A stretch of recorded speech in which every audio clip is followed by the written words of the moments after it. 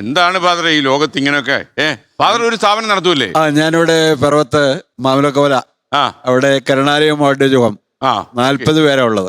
കുറെ കാലമായോ? 3 പേരുടെ ഉണ്ട്. 25 വർഷമായി. ഇപ്പോഴത്തെ സാഹചര്യം എന്ന് പറയുന്നത് ഈ കുട്ടികളൊന്നും ഒരു കഷ്ടപ്പാട് അറിയുന്നില്ല. അവർക്ക് ഇപ്പോ പണത്തിന് പണം, ഭക്ഷണത്തിന് ഭക്ഷണം, അങ്ങനെയുള്ള ഒരു സാഹചര്യത്തിലാണ് മുന്നോട്ട് പോകുന്നത്. അപ്പൊ അതുകൊണ്ട് ഈ മാതാപിതാക്കളുടെ കടപ്പാട് അവർക്ക് വളരെ കുറവാ. മുൻകാലങ്ങളിൽ കുറെ കൂടെ എല്ലാവർക്കും ഒരു സാമ്പത്തിക സ്വാതന്ത്ര്യമൊക്കെ ഉണ്ടല്ലോ. അതനുസരിച്ച് പിള്ളേരെ അവരുടെ വഴിക്ക് പോകുന്നു. മാതാപിതാക്കൾ പ്രായമാകുമ്പോ അവരെ എങ്ങോട്ടെങ്കിലും തള്ളുക എന്നുള്ളൊരു ഈ ഫാദറിന്റെ ഈ കേന്ദ്രത്തിലെ ഈ ചവിട്ടി തള്ളിയ കേസുണ്ട്. ഇപ്പൊ നട തള്ളുക, ഹൈവേയിൽ ഉപേക്ഷിക്കുക. എന്റെ വർഷങ്ങൾക്ക് മുമ്പ് നമ്മുടെ പിറവത്ത് ഒരു അമ്മച്ചയെ കൊണ്ടുവന്ന് മക്കൾ കൊണ്ടുവന്ന് റോഡിൽ ഇറക്കിയിട്ട് പോയി. വണ്ടിയിൽ ഇറക്കി അവര് ജോലി കഴിഞ്ഞു.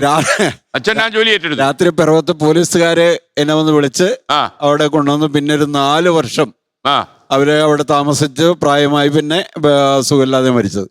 അവർക്കൊരു കാലിന് സുഖമില്ലായിരുന്നു. കാല് വീണ് പരിക്ക് പറ്റിയിട്ട് മക്കളൊന്നും ചെയ്തില്ല. അല്ല, അച്ഛനെ കണ്ടുപിടിച്ചിട്ട് 2 ഡയലോഗ് പറയാൻ അവര് മരിച്ചിട്ട് പോലും വന്നിട്ടില്ലോ എന്നെ.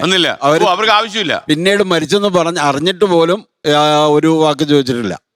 അവര് 4.5 വർഷത്തോളം ഞാൻ അവിടെ നോക്കി. അത് കഴിഞ്ഞാൽ അവര് സുഖമെല്ലാം മരിച്ചത്. നമ്മള് പ്രത്യേകിച്ച് സംഭാവന ഇങ്ങോട്ട് വരുന്നതല്ലാതെ ഒരാളോട് ചോദിച്ച് ഇങ്ങനെ വൃദ്ധസദനമുണ്ട്, നിങ്ങളെ സഹായിക്കണം, ഒരിക്കലും പറയാറില്ല. ഇല്ല, അവിടെ തരുന്ന ഭക്ഷണം കൊണ്ടുവരിക, സഹായിക്കുന്നവരും ഒക്കെ. ഇപ്പോഴൊക്കെ ഈ മക്കൾക്ക് ഇങ്ങനെയുള്ള കേന്ദ്രങ്ങളിലേക്ക് വിളിച്ചു ചോദിക്കാൻ ബുദ്ധിമുട്ടില്ല. പണ്ട് ആരെങ്കിലും വിട്ട് അന്വേഷിപ്പിക്കത്തേ ഉള്ളായിരുന്നു.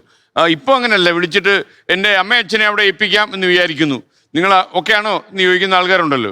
ലോകത്തെവിടെയായാലും ഏത് സമയത്തും 24 വാർത്തകളും ഓഗ്മെന്റഡ് റിയാലിറ്റി പാക്കേജുകളും എക്സ്പ്ലെയിനറുകളും വിശദമായി കാണാൻ ഞങ്ങളുടെ യൂട്യൂബ് ചാനൽ നിങ്ങൾക്ക് സബ്സ്ക്രൈബ് ചെയ്യാം.